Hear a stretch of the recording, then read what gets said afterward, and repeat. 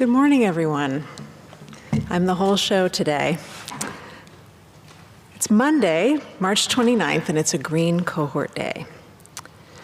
Tomorrow, we will remember a beloved teacher and friend, Melissa Jenkins, in celebration of her life and as a reminder to always love those most who need it most. We ask that you wear something pink in your dress code attire in memory of Melissa. A reminder to all Vermont juniors, the Vermont State Science Assessments will be this Friday, April 2nd, from 8 o'clock a.m. to 11:30 a.m. You'll receive an email in your St. J Labs account with your testing location. These will also be posted on a board outside the academic office in Colby Hall and in Streeter Hall with an e-block study hall. Check your St. J Labs for an email that includes information about e-block study hall sign-out senior privilege. This email includes directions for how seniors with e-block study halls who are in good academic and citizenship standing can apply for this privilege. If you're a senior with an e-block study hall and you've not received this email, be sure to reach out to Mr. Dussault. And Scholarship Spotlight. Vermont Knights of Columbus have 5 scholarships valued at $1,000.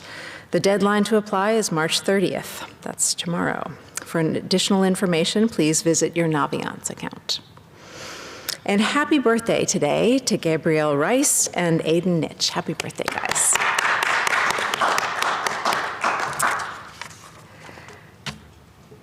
So once again, I find myself grateful to be here with you in person and to our faculty and staff who continue to amaze me with their energy and perseverance. I think you all know what I'm going to say about how we can give ourselves the best chance to keep on keeping here together, but darn it, I'm going to say it anyway. Know that we spend many hours pondering the right things to do in response to COVID-19 cases. And I know we're all trying very hard to do what's necessary despite some COVID fatigue. But all of our efforts will be in vain if people aren't being honest with us or if you decide not to follow the masking and distance protocols. So if you test positive for COVID and you're contacted about whom you've had contact with and you say, oh, just Jane, when in fact you've been to a big party and had maskless contact, I'm not saying you've done this, with dozens of others, you put lots of people who might otherwise have been protected by quarantines and testing at risk. And because you don't know if someone you had maskless close contact with at a party is positive, you won't quarantine. And if you come here to school and follow the rules, chances are you will not spread the virus because you have a mask and others have masks and you're mostly 6 feet apart. So you see how important our rules are and how important it is to be honest with us and honest with the Department of Health about what you've been doing outside of school. I cannot tell you how eager I am never to have to talk about COVID-19 ever again. But we're not done yet. And as long as there's something to be said that might help, we're going to say it. So Ms. Schwanier is going to discuss more about why tomorrow in chapel. But as I led off saying, I'd like to ask everyone, if you are able, to wear something pink in your attire tomorrow. A pink shirt, if you have it, even a pink tie. It is a specific tribute to Melissa Jenkins that we will talk more about tomorrow, but as we approach the end of Women's History Month, we might think of it as a tribute to all women who've been victims of violence. It is the color of love and innocence, and I ask you to think of that and wear pink tomorrow. And finally, Saturday, I was honored to be part of the celebration of Passover with a good number of students, our Jewish students, who held a Seder dinner in the dining hall. Stephen Burchin, who you heard from last week, Moise Zatoun, Mariana Bissou, and many others helped to put it together with generous gifts from their parents and from Ms. Moran's rabbi, and it was extremely moving to be part of it. It is essentially the celebration of perseverance through grief and hardship and deprivation and persecution. And as Moy expertly led his fellow students through the ritual prayers and call and response, it felt to me like a small emblem of the way we have faced this crisis together and persevered. and a reminder that we have so much to be thankful for and to celebrate by being together, knowing and respecting each other, and finding ourselves to be dependent on each other in the way that a family is. So thank you so much to everyone involved, including the dining hall staff and the campus life staff who did a lot to make it possible. And thank you, everyone, for inviting me to participate in such a special evening. So now we have our next speaker in the public speaking series. I'd like to invite Gary Prince to the podium to speak about his experience with epilepsy. Please welcome Gary Prince.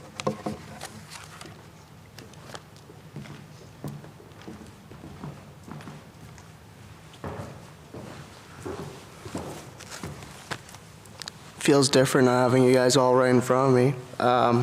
Hi, I'm Big Gary. Some of you know me as the football team manager, maybe your classmate or friend. And you also might know me as the excited kid at your at sporting events, or even as the kid who makes some jokes in class that at least I find funny. While all these are facts, there might be something you don't know about me, which is, obviously, I have epilepsy. And so epilepsy is a disorder in which the nerve cell activity in the brain is disturbed, and this will cause a seizure. So in preschool and elementary school, I had a good number of seizures. They would last from like maybe 2 to 5 minutes. My longest one was 40 minutes, but that's a completely different story. But eventually I was lucky, and me and my parents and my doctor found 2 medications that would help me not have any more seizures or not have them as often. I still do have seizures every now and then, but very rarely. When I turned 14, I began to work with the Epilepsy Foundation of New England. I did this by volunteering at epilepsy events like walks and some maybe dinners. And I also became a role model for younger kids with epilepsy, kind of helped them through that. And I also have gone to Washington, D.C. twice to talk to our local, my New Hampshire politicians about medical cannabis and making drugs cheaper for people to access who that need them. My goal is that someday every person who needs to take a medication will be able to afford it. And I just hope that every medication that they need in order to live is legal. By working with the Epilepsy Foundation, I've learned many things. I've learned through the experience I've had at the Epilepsy Foundation that if you want change, don't cry about it. Don't just hold up signs, but especially please don't vandalize property in government buildings. Go vote, please. And even if you can't vote, you can still talk to your local politicians. I went to my governor of New Hampshire when I was 12 years old. It's possible to do. While I know I will have epilepsy for the rest of my life, I know that I need to make the best of what I have, and I feel like I've done that, because in the end, I know that a cure for epilepsy really just won't come out of nowhere. And although there's no cure, I am so lucky to have my friends, my family, and a football team have my back when I'm struggling. I'm fortunate to have such great teachers that are willing to help me when needed, and I'm so lucky to have St. Johnsbury Academy in my life, and I mean that with all my heart. And there are just a few things that I hope the Academy will take from my speech. I hope that the Academy will now I hope everybody will open up Google and look up what is epilepsy exactly for a simpler term. And I hope that you guys will look up what to do when someone has a seizure, because 1 out of 26 people have epilepsy, and 1 out of 10 people will have a seizure in their lifetime. But most importantly, I hope that you figure out what you're passionate about, whether it's a sport, maybe theater, maybe epilepsy like me, or some type of movement. And I hope that you find someone who can help you fix it. Because one person can start the change, but you need a team to complete the change. Thank you very much.